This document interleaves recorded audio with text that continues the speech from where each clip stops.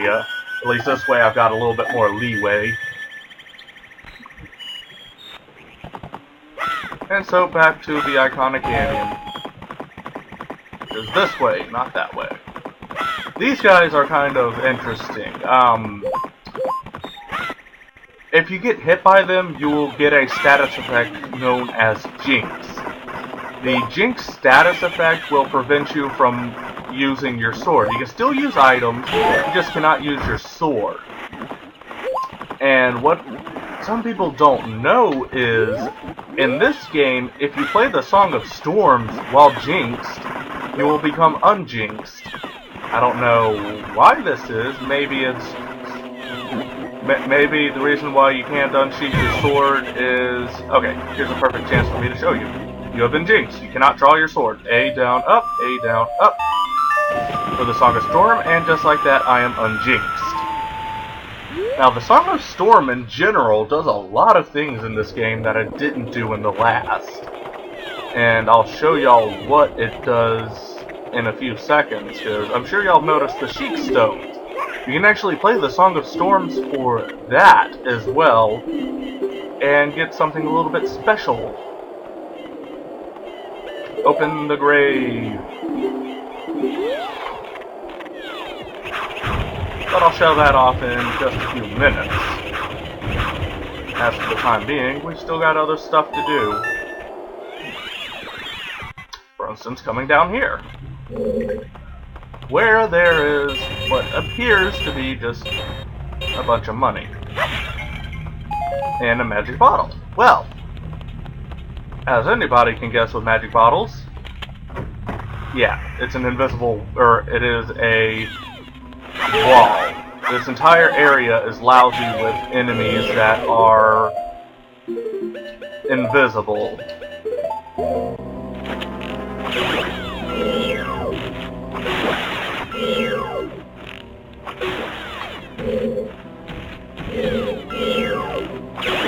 There we go. I tend to like taking out all of these enemies, or a good majority of these enemies, before trying to make my way across. I've got 10 bombs, so sweet. Cracked wall, just go on and poop out a bomb.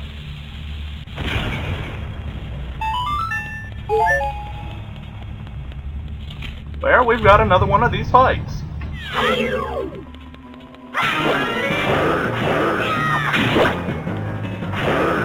guys really are not all that hard to take out. Just basically, if they do the swing, you backflip out of their reach. If they do that, you just sidestep. These guys aren't all that hard to take out when you know their patterns. In fact, no enemy in this game is hard to take out when you know their patterns. And for doing that, we get another heart piece.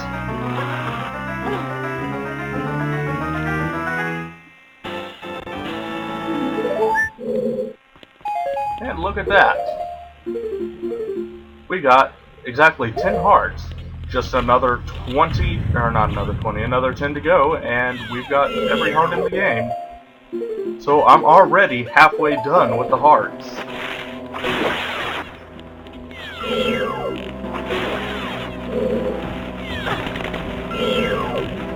Damn key. There we go. Fucking keys.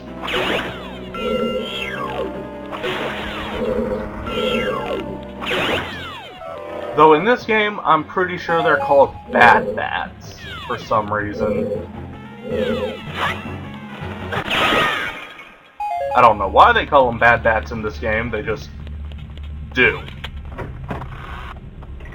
Though, even though they are called bad bats, their real name is actually keys. Alright, so that's taken care of. Let's head on back over to Klook Town, because it is 10 o'clock and we can now officially go into the milk barn.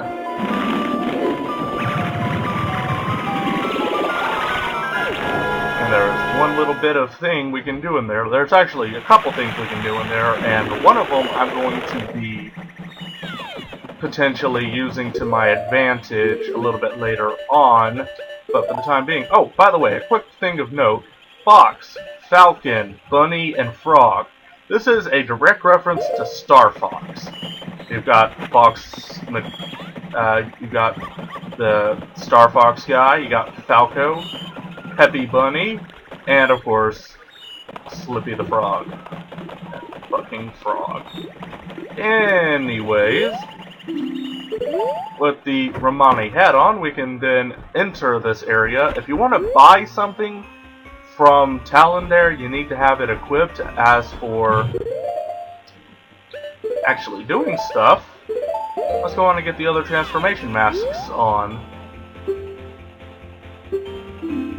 He will ask us to do a performance.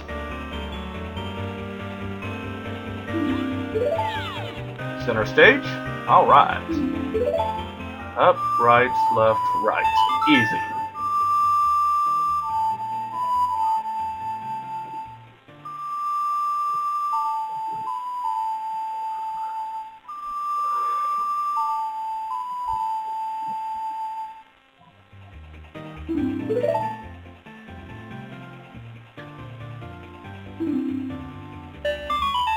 Gorman and Toto have been added to the notebook. So let's go Goron next.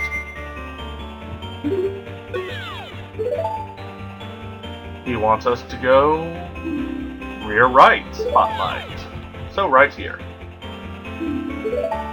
A, down, A, right. Ah!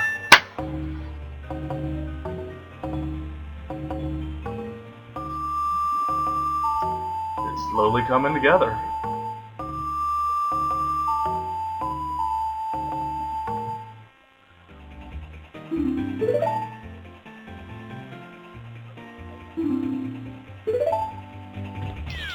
So let's go Deku.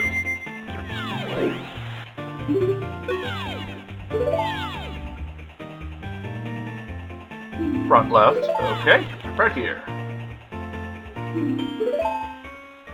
A, right, A, down, left, right. Easy enough.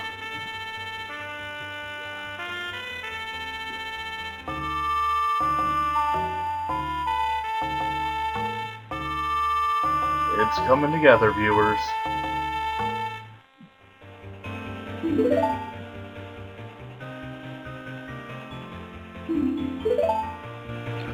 And finally, the Zora. This is why I actually wanted to go there, is because then I could pick up the Zora mask and actually do the side quest in its entirety. Okay. Oh, come on.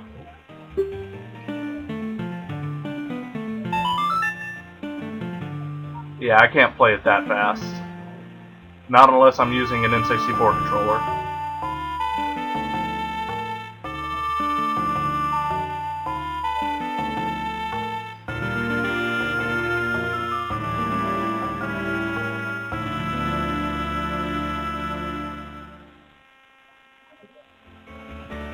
Bravo! A melody that brings back memories. That is a flat-out lie. I'm gonna go on and take the game audio out for this portion right here and overlay the Ballad of the actual Ballad of the Windfish.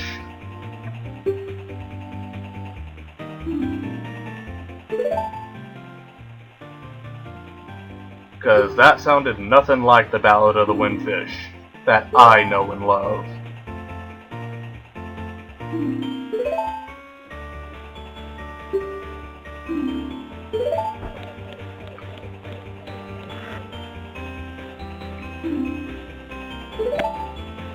And so we get the circus leader's mask. Put a tear in even a demon's eye. This mask basically embodies all of his sorrows.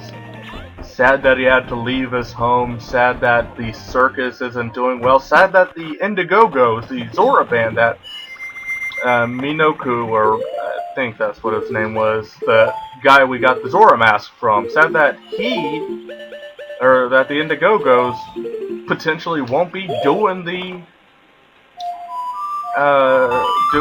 thing this year. Also sad that they took over his spot if they are doing the thing this year. I don't even know why I'm bothering to do that when I can just come this way and meet y'all back over at the graveyard for night of the third day. You know what? It's not all that far away. I'm just gonna... Come on. Up, right, left. Thank you! What? I don't know why that's such a problem sometimes. It just doesn't want to play certain notes.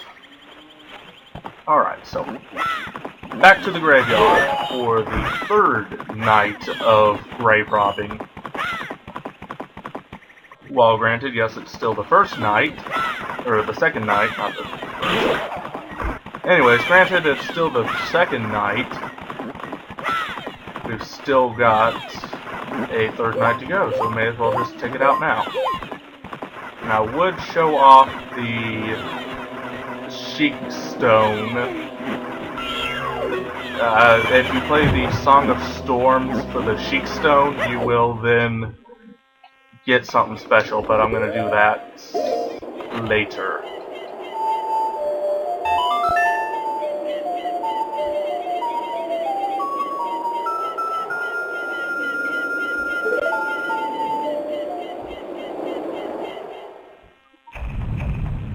So, dawn of the final day. And then... night of the final day. Because this is all I'm doing this episode, or this set of episodes anyways. Because like I told you, after the first 3 episodes, I will start splitting them up into 16-minute parts. Mainly because the first 3 episodes were specifically dedicated to getting the masks that you could get in the beginning of the game, so oops. I did not mean to tell you to guard the grave. Open it.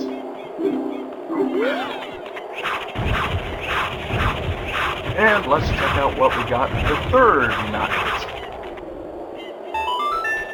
First off, you want to go on and take off that mask because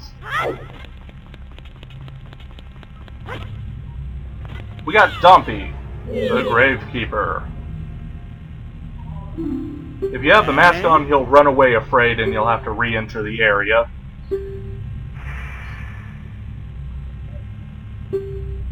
Okay, so we gotta lead this guy around and have him dig up 3 blue flames. They can randomly spawn in these 8 patches of dirt. At least I think it's 8. It's either 7 or 8, something like that. Already found 1! I usually find that there are 2 on the ground and 1 in the area, or air, so I tend to go for the ones on the ground first, just because it makes it quicker for me to take care of it.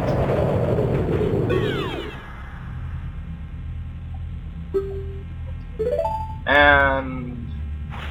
nope. I'll go on and get the one up here since I'm already over here. If it's not there, then I know exactly... God damn you, Sealing Master!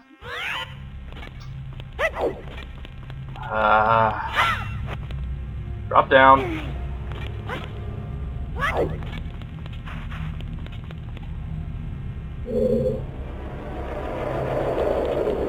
Not gonna get me again. Fuck you. Now let's try this again now that the Sealing Master will no longer be bothering me. Once the Sealing Master is dead, it will never respawn.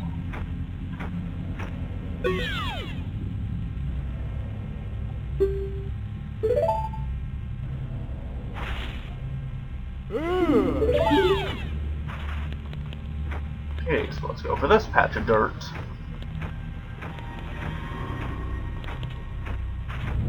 Now, you do have to stay within a certain distance from him to keep Tattle locked onto him, because he can only move whenever Tattle is on him, and the easiest way of doing so is basically having Tattle locked on. Okay, we found both of the ones on the ground, so all we gotta do is just get the ones up on the, get one of the ones that are up on the top of the thingamabobs. Now, I tend to like getting him onto this platform in the corner for a very specific reason. It makes it a lot easier for me to get him off of it when he gets up here. Just gotta make sure that you're standing over here when he comes on up.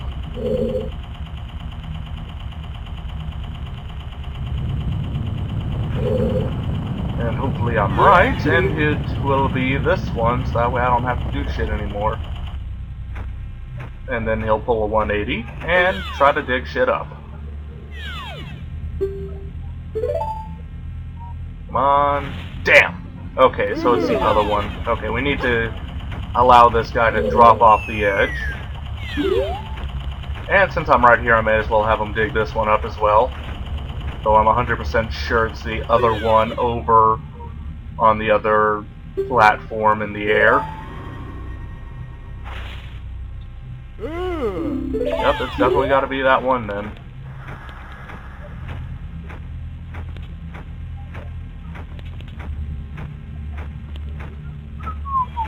Come on.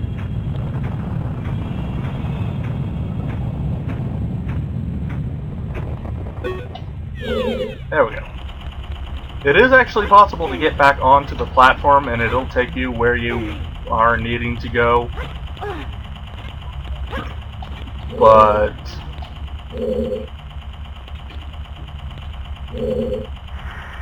it also is not all that hard to climb back up.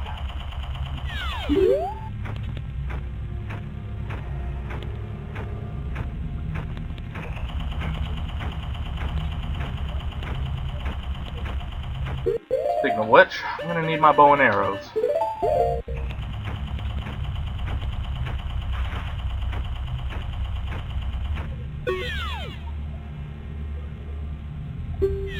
Yes. Where the third flame is, and after digging up all three flames, instead of turning into a treasure, it turns into a ghost. Ah!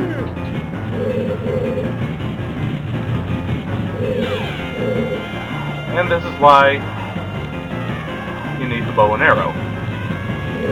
This guy is a dick.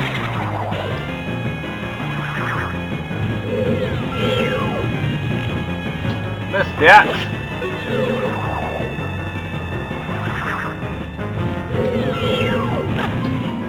I basically use the sound as timing. But since I don't have sound, I just gotta kind of guess when he's gonna do it. And obviously I fail sometimes. But for beating him, he will drop his lantern, which will give you a big Poe spirit. And I believe that's worth 200 rupees if you take it to the commodity shop. But you also get